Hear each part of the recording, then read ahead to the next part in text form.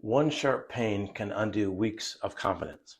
A sudden twinge, a pop, a new sensation you didn't notice before, and almost immediately the thought shows up. What if I retore something?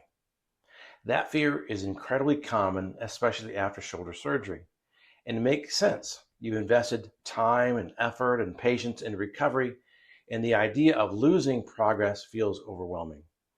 But what I want to explain is why those sudden sensations usually mean something very different than what people fear.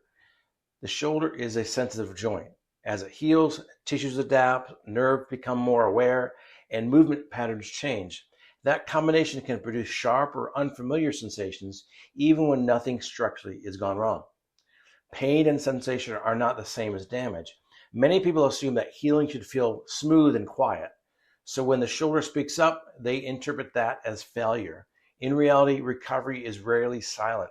Small stresses, new ranges of motion, or even fatigue can create signals that feel intense but pass quickly.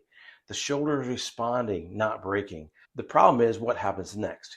Fear takes over, momentum gets guarded, every sensation is monitored. That mental shift often can create more tension than the original pain ever did. Understanding that not every sharp pain equals a setback can restore steadiness. It allows you to keep perspective instead of spiraling. When people learn to separate sensitivity from damage, recovery feels less fragile. Confidence rebuilds, not because nothing ever hurts, but because not everything hurts for the same reason. If you want to dive deeper in this explanation of why people often think they've retorn their shoulder when they haven't, I recommend watching the video that's in the link below.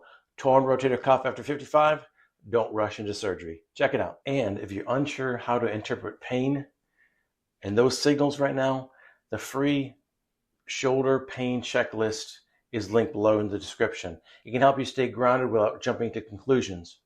This week isn't about ignoring pain, it's about understanding what it usually means and what it usually doesn't.